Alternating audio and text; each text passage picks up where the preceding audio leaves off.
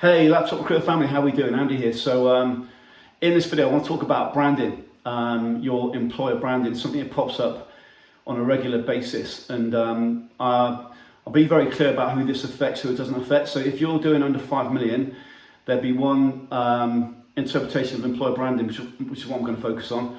If you're doing over 5 million, you're a bigger corporate, it's something completely different. So I'm going to focus on businesses which are a recruitment search agency who are doing under 5 million or looking to break 1 million, etc. So employer branding, what does that actually mean? You're going to clients, you're going to candidates, and you're obviously not getting the result you want right now. So you're looking for a reason why that is. And employer branding or your branding as a business is one of the reasons you've come up with. And part of that is because the way that recruitment's developed in the last decade.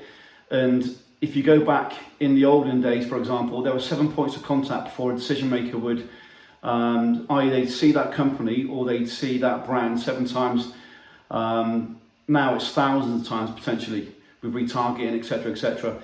So when we talk about branding, we're in a different world now from what we were 10 years ago, but the same ethos is being spoke about and being taught, and it's incorrect. Because if you're doing under 5 million, but generally we focus on businesses doing under 1 million, looking to break 1 million for the first time, employer branding isn't a thing. When you do a plan for the year or 3 years, you've got a target of doing, say, 1 million, okay? So that's 50 placements to 20K. One of your outcomes might be to move from 20K to 40K per placement. It could be a volume figure, it could be increased fee figure, it could be new niche figure, etc. However, you're actually talking about a very low number of conversions here, i.e. if you've got one role per client, you're only talking about 20, 30, 40 clients here for you to break 1 million. So when we speak about employer branding, you need to get inside your clients, your prospects' world. They are not sitting there or they're being inundated with you and everybody else. They're not going, well, that guy seems to be really well branded and that guy doesn't. That company's called ABC, that guy's got a really sexy logo. That's not how it is. The actual facts are, and we've got over a decade of testing this, what will happen is when you run a campaign, or you reach out to a client, what will happen is they will check your website, and they spend anywhere from 7 seconds to 3 minutes on your website, and you can test that, and they will go to your LinkedIn profile. Sometimes they use one of those things and they won't go to the second. So their assessment of branding happens first of all at that point. So when they got an engagement from you, whether it be a campaign or dare I say even a call, which is what we agree with, but as a starting point anyhow, the actual branding element will be literally a sanity check on your website and on your LinkedIn profile. Are you in my industry? Do you cover my locations? Do you cover my role? I.e., do you help people like me, my role, the HR or talent acquisition manager or the Java development team leader, or whatever my role is, do you help me? And also, do you deliver the candidates that I want? Have you got experience in that area? Or have you got a system that does something over and above what other recruitment search companies do? So they're going to do that sanity check for quote branding literally in 3 minutes. So when we talk about employer branding, don't focus on logos, don't focus on making your website sexy. I've seen businesses break 1 million with a one-page website, which is not something now I would let happen.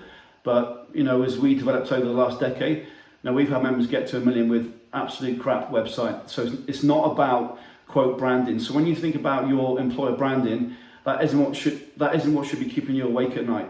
What you might be doing is finding a reason in your head as to why you're not getting the numbers you want. So the target for the year was to reach 2 million. You're on target to do 500,000.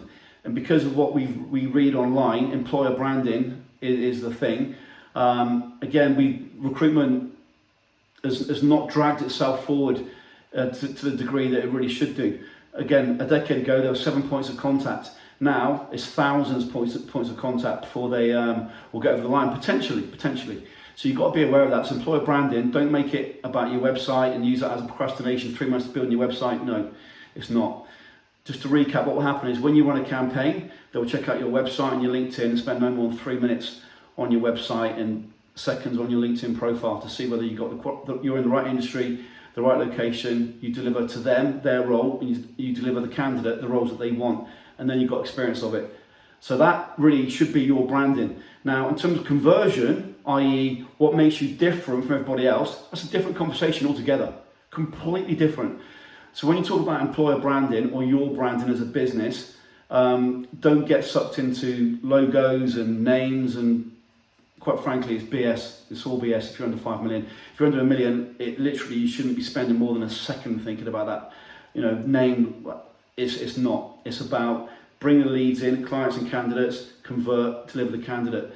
And we've got a decade of experience with that, and actually seeing hard factual heat maps, time on websites, where the prospect goes on your website, where they go on your LinkedIn profile. So employer branding, you can deep breathe, take it off your plate. It's not a biggie. It's not a biggie.